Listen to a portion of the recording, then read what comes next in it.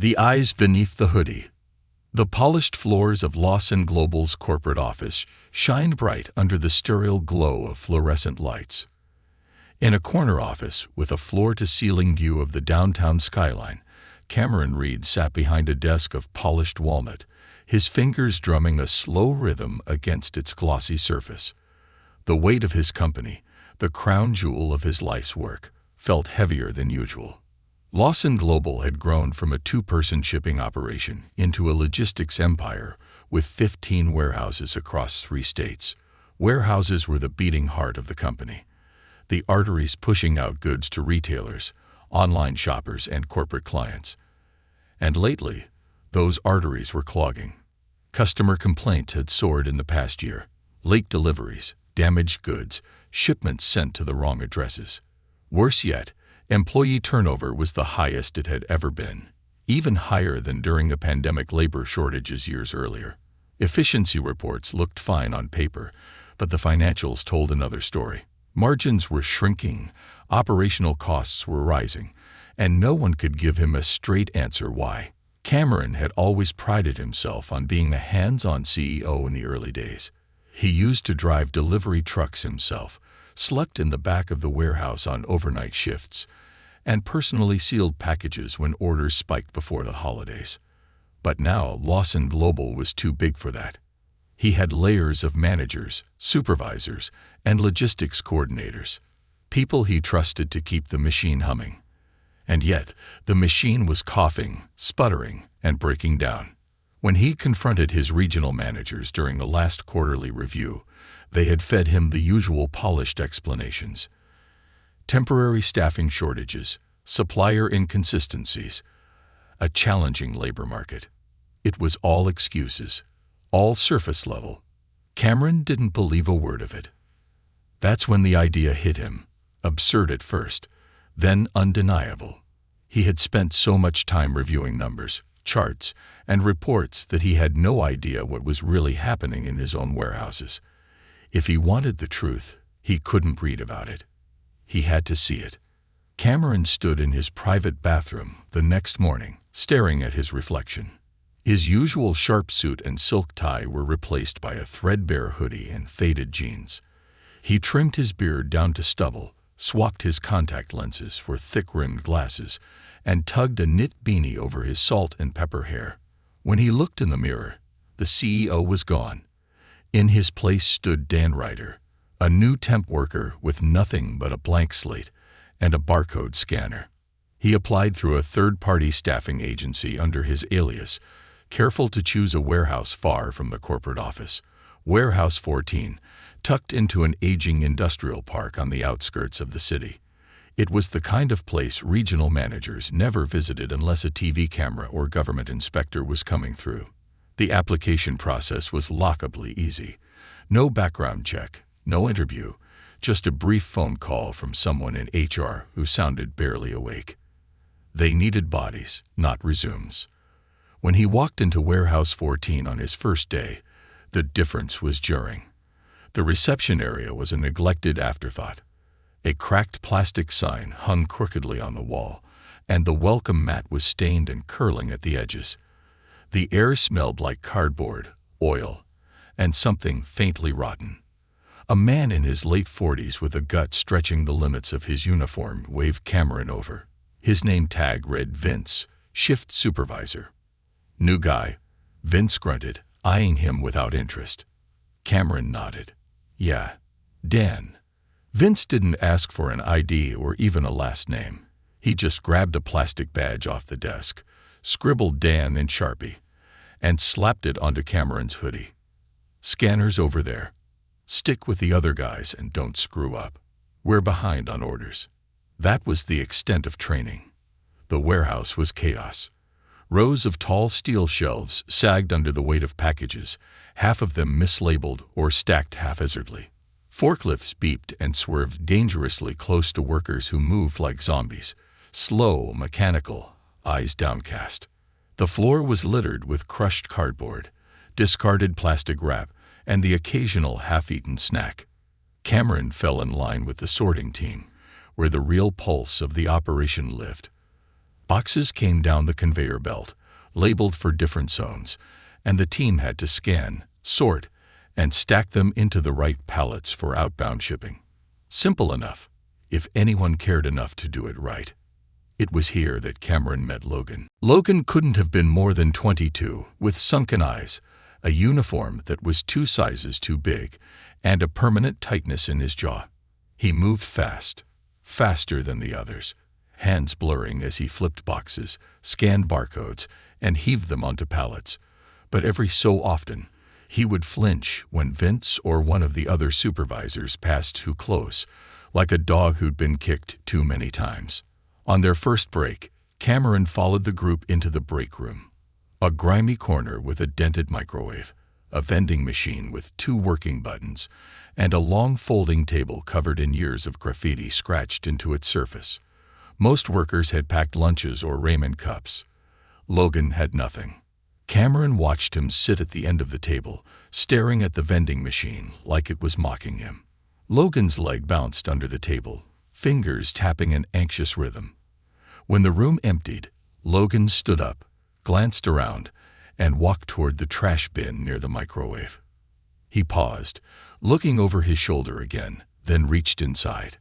Cameron's stomach turned as Logan pulled out half a sandwich, its bread dried and curling at the edges. The young man unwrapped it with surgical care, inspecting it like a rare treasure, then took a slow, careful bite. Cameron stepped forward before he could stop himself. "Hey," he said softly. Logan froze, sandwich halfway to his mouth. His face drained of color. I wasn't stealing," he stammered. "It was already thrown out." Cameron held up a hand. "I'm not here to get you in trouble." Logan lowered the sandwich but didn't let go of it. "I'm fine," he muttered. "You didn't bring lunch." Logan laughed, a sound with no humor. "Can't afford it. Rent's due. Car broke down. I'll make it to payday." Cameron's chest tightened. This wasn't just hunger. It was desperation, the kind that makes you think about things you swore you'd never do. He wanted to say something, but Vince's bark cut through the air.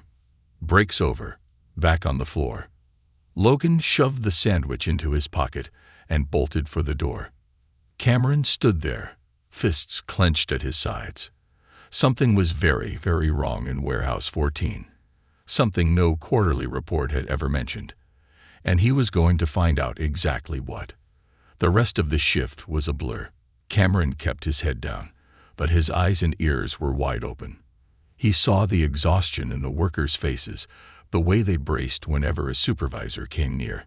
He heard whispered complaints about hours getting cut without warning, about paychecks missing hours, about accidents that somehow ended up deducted from their wages.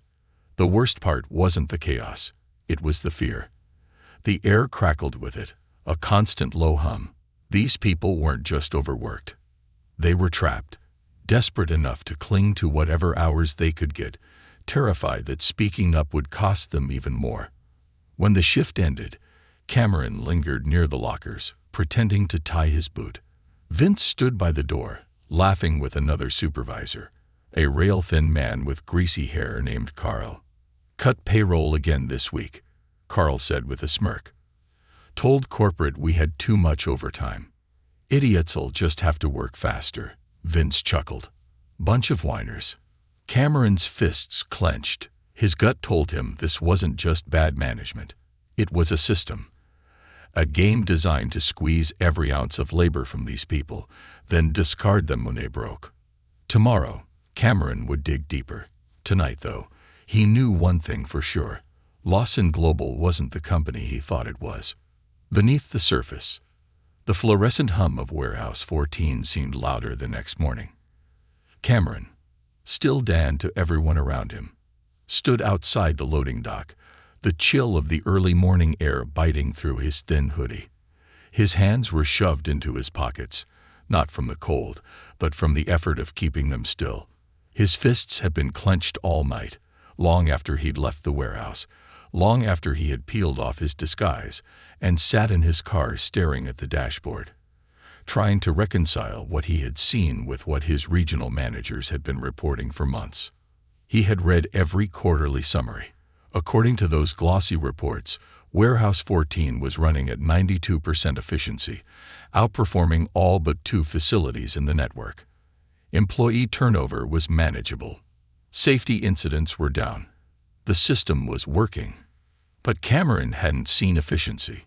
He had seen people being ground down until they were just shadows. Obedient, exhausted, and terrified. This wasn't just a bad warehouse. It was a symptom. A symptom of a culture that had festered in the dark, out of reach of conference calls and performance dashboards.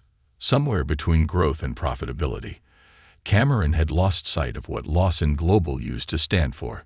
Today, that would change. The shift started with the same mechanical shuffle as the day before. Workers trickled in, exchanging half-hearted greetings, their eyes still heavy with sleep. Logan was already at his station when Cameron arrived, stacking boxes on the outbound pallet with the same quiet intensity he had the day before. But now, Cameron knew what Logan's silence concealed, not just exhaustion, but hunger, debt, and the fragile hope that if he worked fast enough, hard enough, he might just scrape through to the next payday. Cameron stepped up beside him. Morning. Logan glanced over, his face briefly brightening with recognition before his guard went back up. Hey. The two worked side by side for a while, the only sound between them the beeping of scanners and the dull thud of boxes hitting the pallet. Finally, Cameron broke the silence.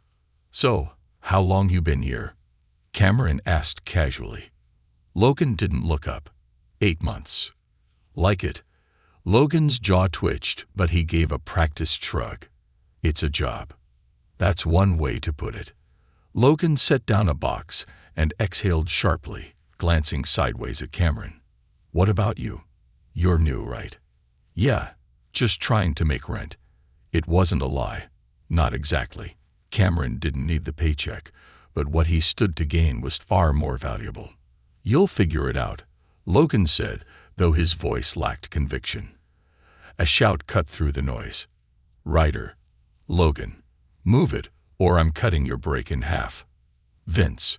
His voice had the kind of lazy authority that only came from years of unchecked power. Cameron bit his tongue, forced a smile, and turned back to his work. For now, he needed to stay invisible. But invisibility didn't mean silence. Cameron spent the day drifting from station to station, offering to help where he could. Most workers were too tired to be suspicious. Some accepted his help, grateful for any relief. Others ignored him, too used to the revolving door of temps who came and went, ghosts who didn't matter enough to remember. He listened more than he spoke, gathering fragments of conversations like loose threads. They cut my hours again. Can't even pay for my kids' meds. If Carl docks me one more time, I'm done. Don't complain. Complaints go nowhere except back to Vince. He started piecing together the map of exploitation. The deliberate reduction of hours to keep workers desperate enough to accept scraps, the arbitrary deductions for minor mistakes, the whispered rumors of cash advances offered at obscene interest rates when desperation hit critical mass. The most chilling part was how normal it all felt to them. No one was surprised. No one questioned it. This was just how things worked here, and Cameron's stomach twisted at the knowledge that he had unknowingly signed off on it. Lunch break came, and Cameron followed the crowd into the break room. Logan sat at the far end again, but this time, Cameron sat across from him. Logan looked up, startled. You don't have to sit here. Figured I'd keep you company. Logan shrugged, though there was the barest flicker of relief in his eyes. Cameron watched him pull out the same half sandwich he'd scavenged the day before. It was slightly more wilted, the edges curled and dry. But Logan ate it with careful deliberation, each bite smaller than the last, trying to stretch it out. You ever think about leaving? Cameron asked after a while. Logan snorted softly. Sure. All the time. So why don't you? Logan leaned back, tapping his fingers against the table's edge. Because leaving costs money. First month's rent at a new place, deposit on utilities, gas to get to a new job. And who's gonna hire someone who's been at a warehouse for 8 months and can't even keep a car running? Cameron felt the weight of that logic settle in his chest.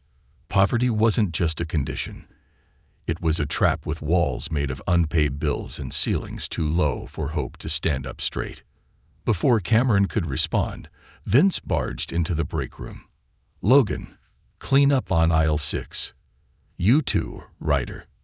Logan's shoulders slumped, but he stood. Cameron followed, already planning his next move. Aisle 6 was a mess. A tower of boxes had collapsed, spilling cleaning supplies across the concrete floor. The air reeked of bleach and ammonia. "Stack it up, clean it up, and be quick about it," Vince barked before waddling off. Logan knelt to start gathering the boxes. Cameron crouched beside him. This happened often. Logan shrugged. "Stuff falls. It's faster to just clean it than figure out why." Cameron scanned the area. The shelf brackets were loose. The support beams were bent. It wasn't carelessness. It was neglect. "You ever tell anyone the shelves are bad?" Logan laughed, short and bitter. "Tell who?" "Carl." "Vince?" "They don't care unless someone gets hurt. And if you're the one who tells them, suddenly you're getting fewer shifts." Cameron felt his pulse spike. It wasn't just that management ignored safety issues. They used them as leverage, weapons to keep people afraid of speaking up. A faint voice crackled over the intercom. "Vince to the office." "Vince, report to the office." Vince lumbered off, leaving the aisle empty except for Cameron and Logan. Cameron seized the moment. "You ever think about organizing?" Logan frowned. "What?" "Workers sticking together, demanding better hours, better pay." Logan shook his head quickly, eyes darting around. "You can't talk like that here." "Why not?" "Because the last guy who did, he's not here anymore." Cameron's stomach churned. This wasn't just bad management. This was suppression, deliberate and practiced. Logan's voice dropped to a whisper. "Look, I appreciate you helping with the boxes and all, but you don't want to get involved." Cameron met his eyes. "What if I already am?" Before Logan could respond, Vince's voice thundered from the end of the aisle. "Stop jawing and move faster. I swear, you people think this is social hour." Cameron stood, hands clenched at his sides, but he forced himself to smile. "Right on it, boss." The rest of the shift passed in a haze of sweat and suppressed fury. By the time the last box was loaded and the clock hit quitting time, Cameron's body ached, but his mind burned. He had seen enough, heard enough.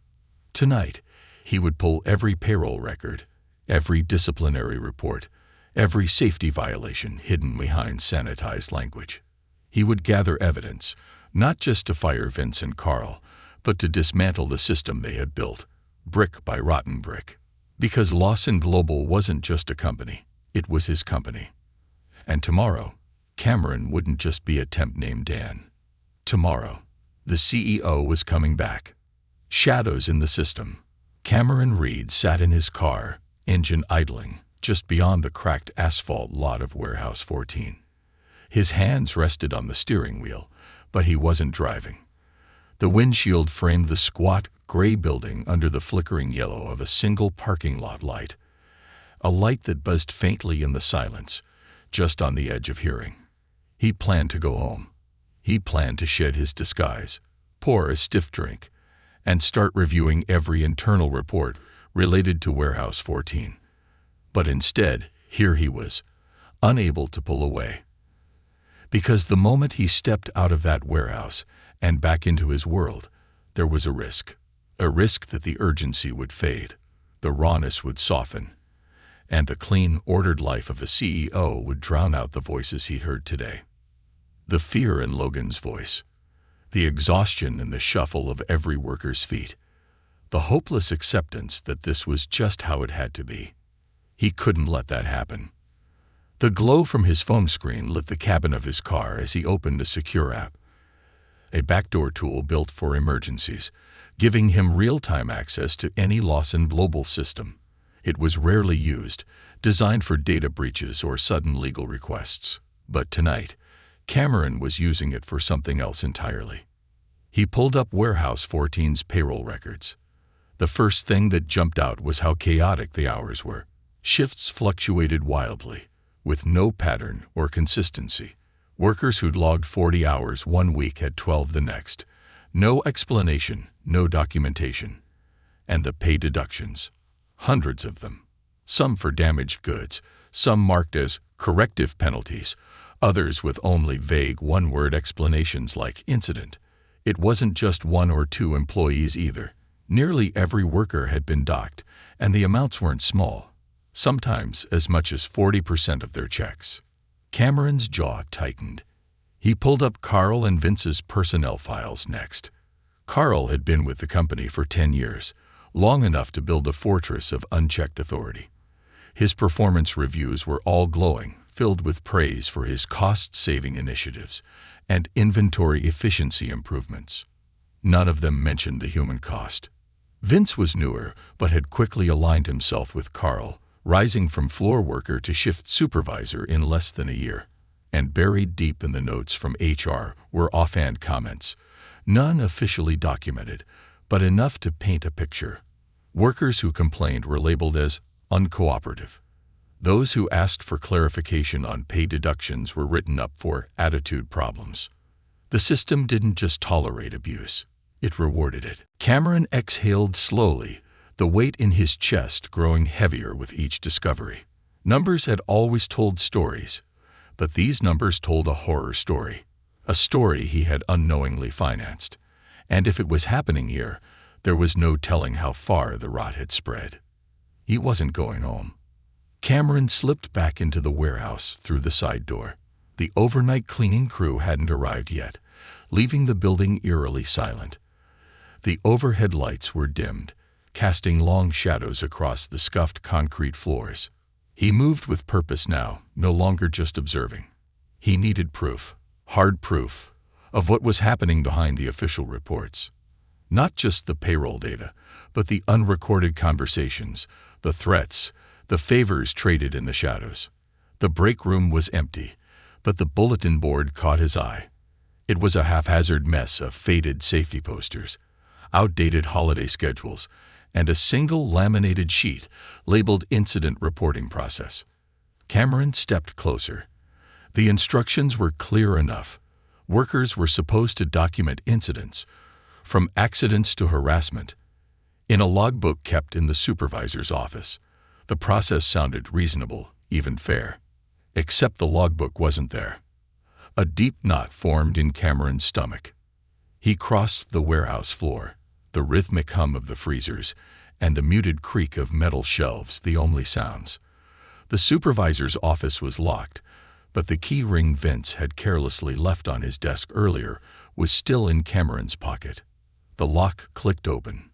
The office was a cramped, messy space, overflowing with unfiled paperwork, coffee-stained shift schedules, and a low monitor showing flickering security footage. Cameron's fingers skimmed through the papers, searching for the logbook. It wasn't on the desk. He opened the bottom drawer of the battered filing cabinet, and there it was, shoved behind loose files and an empty bottle of cheap whiskey. The logbook was thick, its cover smudged with grease, pages curling at the edges. He flipped it open. The entries were sparse, but they told a story. Minor accidents documented by workers, boxes falling, equipment failures, near misses with forklifts, and next to many of the entries were notes in Carl's handwriting. Worker error, penalty applied. Refused to accept responsibility. Hours reduced. Questioned policy. Attitude flagged. The logbook wasn't a safety record. It was a ledger of punishment. Cameron took photos of every page, the soft click of his phone's camera, the only sound in the room. With each page, his anger grew, not just at Carl and Vince, but at himself. He had built this company to create jobs, to build something better than the corporate machines that treated workers like disposable cogs. When had he stopped paying attention? The following morning, Cameron returned as Dan one last time. He knew what needed to be done. But before he blew it all up, there was one more piece of the puzzle he needed. He found Logan outside the loading dock before shift started, smoking the cigarette down to the filter. The sun had barely risen, washing the sky in pale gray light. "Morning," Cameron said. Logan gave a tired nod. "Hey." Cameron leaned against the wall beside him. "Can I ask you something?" Logan shrugged. "Sure." "The loans, the ones Carl offers, how do they work?" Logan's expression tightened. "Why do you want to know?" "Because I've been around enough places to know a racket when I see one." Logan took a long drag, exhaled, and stared at the sky. "It starts when you miss a shift, doesn't matter why. Sick kid, flat tire, doesn't matter. You miss a shift, you're short on hours. Next paycheck's light. Then your rent's due, or your car breaks down, or your kid needs medicine. You ask Vince for extra shifts, but somehow they're all taken. And that's when Carl steps in." Logan nodded. "He offers you a favor, a couple $100 to get you through. Says you can pay it back out of your next check." Cameron's stomach turned. "And the interest?" "Starts at 20%. But if you miss a payment, and you always miss a payment because they cut your hours right after you borrow, the interest doubles. After a few weeks, you owe more than you borrowed, and your hours get cut even more. So you take another loan." Logan's voice was hollow. "Yeah. And then you're stuck." Cameron's fists curled so tight his nails dug into his palms. This wasn't mismanagement. This was exploitation designed to trap workers in a cycle they couldn't escape. And his company had funded it, paid Carl's salary, handed him the authority to destroy lives, while corporate reports showed nothing but cost savings. No more. When the shift started, Cameron worked as hard as ever, but his mind was already building the plan. Today would be Carl and Vince's last day. But this wasn't just about firing them. This was about changing everything. At lunch, Cameron stood on a plastic pallet in the middle of the warehouse floor and clapped his hands to get everyone's attention. "Hey," he called out. "I know I'm just the new guy, but I need to say something." Workers paused, some curious, some suspicious. Carl and Vince stood at the back, arms crossed. "My name's not Dan," Cameron said, pulling off his beanie and glasses. "I'm Cameron Reed. I own this company." The silence was deafening. Carl's face turned crimson. Vince's mouth hung open, and Logan's cigarette almost fell from his lips. "I've spent the last few days watching what happens here," Cameron said. "And I'm not just here to fire people. I'm here to make this right." Carl took a step forward, blustering. "Now hold on." Cameron cut him off. "No, Carl. You're done." The room erupted into stunned murmurs. "This isn't just about two bad managers," Cameron said. "It's about fixing the system that let this happen. And that starts today." And with those words, Cameron Reed took the first step toward rebuilding not just Warehouse 14, but the soul of his company. When the dust settles. The silence after Cameron's revelation felt like it lasted a lifetime. The workers of Warehouse 14 stood frozen, torn between disbelief and hope. The man they'd seen moving boxes alongside them for the past few days wasn't just another temp.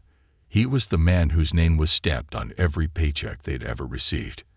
And standing just behind them, faces rapidly shifting from shock to fury, were Carl and Vince. "You can't just walk in here," and Carl's voice cracked, too loud in the silence. Cameron cut him off with a look sharp enough to slice steel. "I can do exactly that." His voice was calm, but underneath it was the weight of 10 years of built frustration. Frustration at how blind he'd become to what his company had turned into. Cameron stepped down from the pallet, moving slowly through the sea of stunned workers. He stopped right in front of Carl. They were nearly the same height, but the way Carl's posture curled inward made him seem smaller than Cameron had ever imagined. "Hand me your keys," Cameron said. Carl's face twisted, muscles in his jaw jumping. "This is insane." "Your keys." Now, Cameron held out his hand. For a moment, it seemed Carl would refuse. His fingers twitched at his side, knuckles whitening. But then, with a snarl of frustration, he yanked the ring from his belt and slapped it into Cameron's hand. Cameron didn't move. Company phone too. Carl threw the battered device onto the nearest table, sending a plastic cup flying. "You too," Cameron said, turning to Vince, who'd been trying to shrink into the background. Vince paled but obeyed, handing over his keys without a word. His fingers trembled slightly, and Cameron wondered how much of Vince's cruelty had been learned, a man desperate to cling to power by mimicking Carl's worst instincts. "Go pack up," Cameron said. "You're both done." "This is a mistake," Carl spat, his voice lower now, almost pleading. "You don't know what it's like here. These people, they'll walk all over you if you let them." Cameron stepped closer, voice low enough that only Carl could hear. "You didn't manage them. You ruled them. That ends now." Carl's face flushed crimson, but this time, he turned and walked away. Vince hesitated, eyes flicking between Carl's retreating back and Cameron's face. For one brief second, it looked like Vince might apologize, but the habit of self-preservation was too strong. He scurried after Carl like a kicked dog. The room was still eerily silent, everyone waiting to see what would happen next. Cameron turned back to the gathered workers. "I know you have no reason to believe anything I say. I know you've heard promises before. But this time," his voice caught, and for the first time, he wasn't speaking as a CEO. He was speaking as a man ashamed of how far he'd let things go. "This time, I mean it." A few skeptical glances, a few whispered exchanges, and Logan, standing at the back, arms crossed, watching with guarded eyes. Cameron nodded. "All right, let's get back to work. We got a warehouse to run." Backlash. The next day, Cameron sat in a small office above the warehouse floor, Carl's old office, stripped of personal clutter and stinking faintly of stale coffee.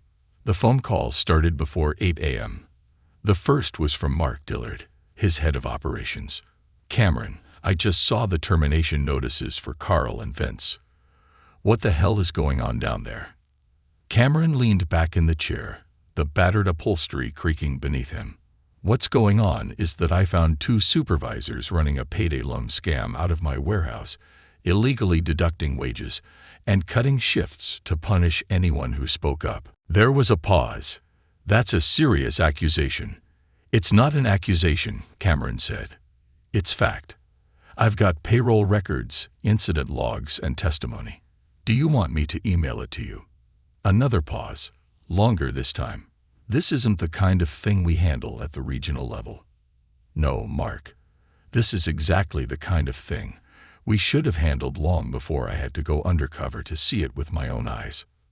"That's not how the chain of command works, Cameron." "Then the chain of command is broken." Click. The next call was from Linda Grayson, head of human resources. "Cameron," her voice was calm but edged with irritation. "You didn't consult with HR before terminating 2 tenured supervisors. Should I have consulted you before they put workers into debt spirals they couldn't escape from? Before they stole wages from employees living paycheck to paycheck?" Linda hesitated. "We have processes." "No," Cameron said, cutting her off. "What we have are layers of excuses. This wasn't an isolated incident. This was a system. A system we built, whether intentionally or through neglect." "That's a very serious claim." "It's a serious reality." Linda sighed. "We'll need to conduct a full investigation." "Do that," Cameron said. "But it's not stopping me from fixing it today." Breaking the system. Cameron gathered the workers after lunch, standing where Carl used to bark orders. "Effective immediately," Cameron said. "Every pay deduction policy in this warehouse is suspended. If you break something, it's a conversation, not a paycheck penalty." Murmurs rippled through the crowd. For some, it was disbelief. For others, it was cautious hope. "And your hours? They're going to be consistent.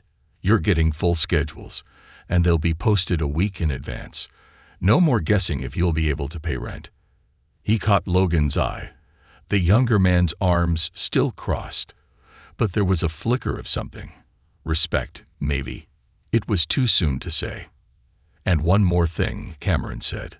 "Starting today, we're creating a worker council. 3 employees from each shift. You'll meet with me directly once a month. No managers, no filters. If something's wrong, you'll tell me. And we'll fix it." This time, the murmur felt warmer. Not quite applause, but something close. A seed planted.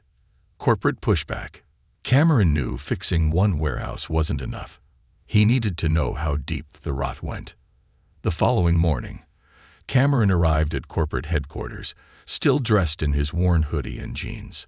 Executives stared as he walked past their polished desks, but no one stopped him.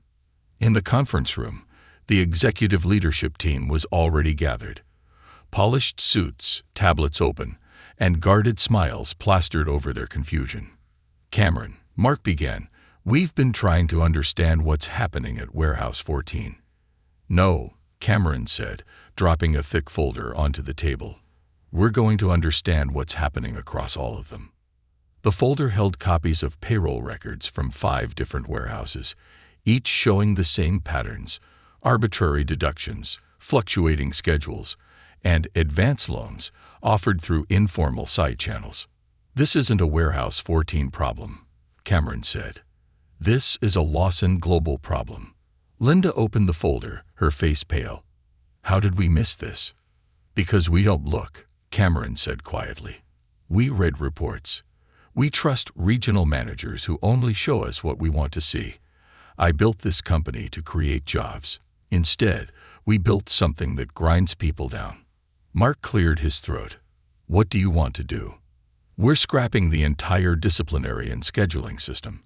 Every warehouse gets an independent worker council, and every executive, including me, will spend 1 week per year working in a warehouse." The table erupted. Objections, concerns, excuses. Cameron held up a hand. "This isn't optional. This is the new reality. You either embrace it or you find somewhere else to work." Silence. Linda swallowed. "This is going to be messy." "It's already messy," Cameron said. "We're just finally admitting it." That night, back at Warehouse 14, Cameron found Logan by the loading dock. "Thought you'd be gone by now," Logan said. "Nah," Cameron said, leaning beside him. "Still work to do." Logan nodded slowly. "This stuff you're saying, is it real, or just talk?" "Come back in a month," Cameron said. "If it's just talk, I'll hand you my resignation myself." For the first time, Logan smiled. Just a little. But it was a start. The resistance within. The honeymoon lasted all of 3 days. Cameron knew change wouldn't be easy. He told himself that 100 times as he drove to Warehouse 14 each morning. But knowing it in theory and living it in reality were 2 very different beasts. The first signs were subtle. Shifts of body language, awkward silences in the break room. Workers who had been cautiously hopeful on day 1 now seemed tense again, their eyes flicking toward the office windows where Carl and Vince used to lurk. The reason became clear during the Tuesday morning shift. Cameron arrived early, coffee in hand, determined to review the overnight logs and get a handle on staffing adjustments. The new schedule was supposed to be posted the night before. Stable hours, predictable shifts, the promise he had made to every worker standing under those flickering warehouse lights. But when he opened the break room door, the schedule wasn't there. Instead, someone had pinned a photocopy of a disciplinary memo from 2 months earlier, with Logan's name circled in red ink. Attitude P.R.O.B.L.M. Final warning. Cameron stared at it for a long moment, the words sinking in like cold stones. Beneath the memo, someone had scrawled in thick black marker, "Nothing changes. Ask Logan how it worked out for him." A knot of workers hovered near the vending machine, whispering. They fell silent when they saw him. Cameron pulled the memo down and held it up. "Anyone know who put this here?" No one answered. He looked directly at Logan, who stood off to the side, jaw tight, arms folded. "Logan." "It wasn't me," Logan said, voice flat. "I didn't ask if it was you," Cameron said gently. "I asked if you know who did." Logan's gaze flicked toward the loading dock, then back to the floor. "Does it matter? Carl's gone, but that doesn't mean everyone's on board with your little revolution." "Who isn't?" Cameron pressed. Logan gave a humorless laugh. "You think it's just Carl and Vince. Half the shift leads spent years under them. They learned how to play the game. Cut hours for anyone who complained. Toss out warnings like candy. You think they're gonna throw that power away just because you stood on a pallet and gave a speech?" Cameron exhaled slowly. He'd expected pushback from corporate, from HR, but he hadn't fully grasped how deep Carl's influence had spread. "This isn't a speech," Cameron said quietly. "This is policy. If someone thinks they can undermine it, they'll find out how wrong they are." Logan shook his head, not angry, just tired. "Words don't mean much around here." Cameron stepped closer. "Then let's make sure actions do." The ghost of Carl. The deeper Cameron dug, the clearer it became. Carl hadn't just been a bully. He had been the system. The shift leads, the forklift operators with seniority, even the clerks who processed time cards, they had all been conditioned to believe that fear was the only way to keep control. When workers slowed down, cut their hours. When someone complained, write them up. If they broke under pressure, replace them with someone hungrier. It wasn't just Warehouse 14. It was the culture Carl had built, a culture Cameron had inadvertently rewarded with bonuses for cost-saving measures and improved efficiency. The regional managers had praised Carl because, on paper, his warehouse outperformed others. Nobody asked how. That culture was now fighting for survival. On Wednesday afternoon, Cameron received an anonymous text from a blocked number. The message was short. "You're either with us or with them." No context, no explanation. But Cameron didn't need either. Us meant the old guard, the supervisors and leads who had survived under Carl's rule. Them meant the workers, the ones who had learned to keep their heads down and their mouths shut. Cameron deleted the text, but the message echoed long after the screen went dark. The sabotage. The first real blow came that night. Cameron had stayed late, reviewing the adjusted payroll data to ensure no illegal deductions were slipping through. Around 9:30 p.m., the power in the back half of the warehouse flickered and died. The forklifts ground to a halt. Conveyor belts shuddered, then froze. Workers gathered in small clusters, murmuring. Cameron grabbed a flashlight and headed to the maintenance room. The main breaker panel was open, wires dangling like severed veins. Someone had ripped out a section of wiring, carefully and deliberately, not just to disrupt operations, but to make a point. Taped to the inside of the panel door was a simple message, written in block letters. "You don't belong here." Cameron stood there for a long moment, the flashlight beam shaking slightly in his hand. He had expected resistance. He hadn't expected war. A quiet coup. The next morning, Cameron called a full shift meeting. No exceptions. Everyone, from the newest temp to the oldest forklift driver, was required to attend. The workers gathered near the loading dock, arms crossed, faces wary. Logan stood near the back, but this time, Cameron saw something new in his stance. Not just skepticism, but something closer to curiosity. As if part of him wanted to believe, even if experience told him not to. "I know some of you think nothing's going to change," Cameron began, voice steady but loud enough to carry over the hum of the warehouse.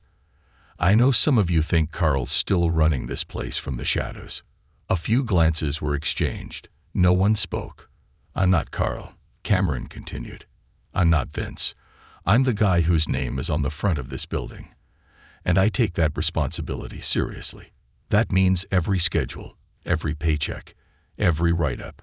From this day forward, it's my responsibility, not some ghost." Silence. And if any supervisor, any shift lead, or any manager thinks they can ignore that, they're welcome to try. Cameron's eyes swept the room, locking onto each face. Because I will personally escort them out the door. Still silence, but now it felt heavier. Not just skepticism. Anticipation. Some of you think you have to pick sides, Cameron said, his voice dropping slightly. You don't. There's only one side. The side where this warehouse runs right, and every person who works here is treated like a human being. If you can't live with that, you don't belong here. He stepped down from the pallet, leaving the silence to settle in. No applause, no cheers, just the quiet crackling of tension and possibility. Unexpected allies. That afternoon, as Cameron reviewed maintenance requests, there was a knock on the office door. It was Maria, the quiet, middle-aged woman who had worked the inventory desk for over a decade. She rarely spoke, kept her head down, and had perfected the art of invisibility. But now she stood in the doorway, eyes bright with something Cameron hadn't seen yet. Resolve. I can help, Maria said. Cameron set down his pen. With what? With them. She didn't need to explain. I know how they talk. I know how they pass messages without leaving records. Why would you help me? Maria hesitated, then shrugged. Because they wrote me up once for taking too long in the bathroom after my sister died. I thought if I kept quiet, they'd leave me alone. But they never do. Not for long. Cameron stood. Then let's clean house. Maria smiled for the first time since he'd met her. The long road ahead. That night, Cameron walked the empty aisles of Warehouse 14, the flickering overhead lights painting long shadows across the concrete. This wasn't about Carl anymore. It wasn't about Vince. It was about tearing out the rot, not just in one building, but in the bones of his entire company. It would take months, years maybe, and there would be more sabotage, more resistance, more fear. But there would also be Maria, and Logan, and every worker who had spent too long swallowing their voice, who might finally believe that they deserved better. And Cameron would stand with them. Not above them, with them. The foundation rebuilt. Cameron stood at the edge of the warehouse floor as the morning shift began. Workers filed in, some talking quietly, some still watching him with guarded eyes, waiting to see if the promises he made would evaporate like every promise before them. It had been 2 weeks since Carl and Vince were escorted out. 2 weeks since Cameron stood in front of these same workers and declared war, not on them, but on the culture that had crushed them for years. 2 weeks since he'd made a vow that they wouldn't be treated like replaceable parts anymore. And now, it was time to prove that words were only the beginning. The council takes shape. The first worker council meeting happened in the small windowless room Carl used to call his office. Cameron sat in the middle of the scratched folding table, his sleeves rolled up, no suit, no tie. Just another guy trying to fix what was broken. Maria sat to his right, a legal pad in front of her, her pen already dancing across the page as workers filtered in. Logan was there too, reluctantly, arms crossed as always, but there. Alongside him sat Shelley, a single mom who had been working overtime for 2 years straight just to stay afloat, and Victor, a forklift operator with 15 years under his belt and a spine made of quiet steel. There was no script, no PowerPoint, just people. I want to hear everything, Cameron said, leaning forward. The good, the bad, the things you never told Carl because you knew he wouldn't listen. There was silence at first, the old fear still clinging to the air like humidity after a storm. Shelley was the first to speak. My schedule, she said quietly. It changes every week. I can't plan anything for my kid. I never know if I'm going to be working or if my hours got cut. Cameron nodded, scribbling notes himself. We'll standardize schedules. You'll get them 2 weeks in advance. No more surprises. Victor's calloused fingers drummed against the table. The equipment. Half the forklifts are held together with duct tape. Cameron made another note. Maintenance gets priority funding. We'll replace anything past its lifespan. And so it went. Concerns about safety, about breaks that were too short, about deductions that workers couldn't even understand, all poured out into the stale air. With every concern, Cameron asked questions, dug deeper, and then, most importantly, wrote down clear actions. Logan spoke last. "You can fix all that," Logan said, his voice low. "But none of it matters if we're too scared to speak up. We need a way to report things, anonymously, without it coming back on us." Cameron met his eyes. "You're right. We'll set up a direct line to me, no middle management, and every report gets followed up within 24 hours. Logan gave a slight nod. Just that. But for the first time, it was enough. The boardroom war. The first real test of Cameron's reforms didn't come from the workers. It came from his own board of directors. 3 weeks after Carl and Vince were fired, Cameron stood in the sleek, glass-walled conference room at Lawson Global's corporate headquarters. The entire board was present, some in person, others glaring down at him from screens lining the far wall. At the head of the table sat Alan Park, the board chairman, a man who had been with Cameron since the company's startup days, back when they were sealing boxes themselves. Alan was loyal, but cautious, and the other directors were far less sentimental. "Cameron," Alan began, his fingers steepled. "We've reviewed the preliminary reports from Warehouse 14. Cameron braced himself. "Productivity is down 14%. Alan said. "Labor costs are up 19%. Turnover has stabilized, which is good, but we need to talk about the bigger picture." Cameron leaned forward. "The bigger picture is that we've been running a system that chewed up workers and spat them out when they broke. The costs you're seeing are the price of doing things right." A woman 3 seats down, Linda, a hard-nosed investor rep, frowned. "We're not running a charity, Cameron. These are distribution centers, not social experiments." Cameron's hands flattened on the table. "They're not social experiments. They're human workplaces. And if we think we can build a sustainable business by burning through workers like they're disposable, we're fooling ourselves. We've built a profitable system," Mark Dillard, head of operations, interjected. "Disrupting that system puts the entire network at risk." Cameron's voice hardened. That system was hiding illegal wage theft, safety violations, and managers running predatory loan schemes on our own people. "If we want to talk risk, let's talk about the class action lawsuit. We're lucky nobody's filed yet." The room went silent. Ellen cleared his throat. "What's your plan, Cameron?" "My plan," Cameron said, standing, "is to make every warehouse follow the changes we've made at Warehouse 14. Worker councils, standardized scheduling, direct reporting to corporate, equipment audits, and mandatory executive shifts." "Mandatory what?" Linda blurted. "Every executive, including me, spends 1 week per year working in a warehouse or on a delivery route," Cameron said firmly. "If you can't understand the job, you have no business making decisions about it." "You can't be serious," Mark said. "I'm dead serious." Alan's fingers drummed once against the table. "That's unconventional." "It's necessary," Cameron said. "I built this company to create good jobs. Somewhere along the way, we lost that. I'm taking it back."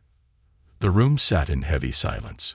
Finally, Alan leaned back, put it to a vote. The vote was close, 6-5. But Cameron won. And with that, the Lawson Global Transformation Project was born. Rebuilding trust. Back at Warehouse 14, Cameron didn't just announce the changes. He worked alongside the workers to implement them. He sat with Maria in the break room, drafting the first anonymous reporting form, making sure it was simple and easy to access. No legends, no fear of tracking. He walked the aisles with Victor, tagging every piece of faulty equipment, then approving the purchase orders himself. He spent a Saturday with Shelley, restructuring the shift schedule so single parents could request fixed shifts that actually fit their lives. And with Logan, he did something even bigger. They co-wrote a new workers' Bill of Rights, printed it in bold letters, and hung it in every break room across the company. Fair schedules. No illegal deductions.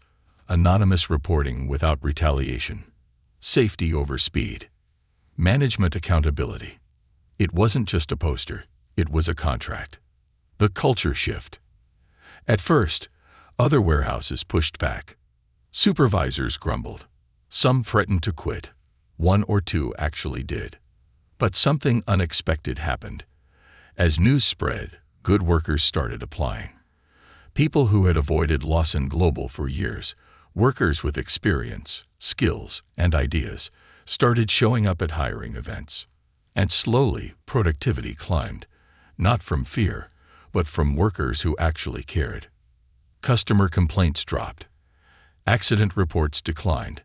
Turnover, once the silent hemorrhage of Lawson Global's labor pool, dropped by 42% in 6 months. Full circle. On a rainy morning 6 months later, Cameron stood at the loading dock of Warehouse 14, clipboard in hand, alongside Logan, Maria, and Shelley. "Feels different," Logan said, watching the forklifts roll by.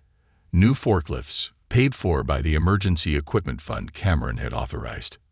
"Because it is," Cameron said. "You actually did it," Shelley added softly. "We've heard promises before, but you actually did it." Cameron smiled, but shook his head. "We did it, and we keep doing it, every day." As the rain pattered against the dock roof, Logan stuck out his hand. "You're not the boss I expected." Cameron shook it firmly. "I'm still figuring out how to be the boss I want to be." And for the first time, the warehouse didn't feel like a battlefield. It felt like home.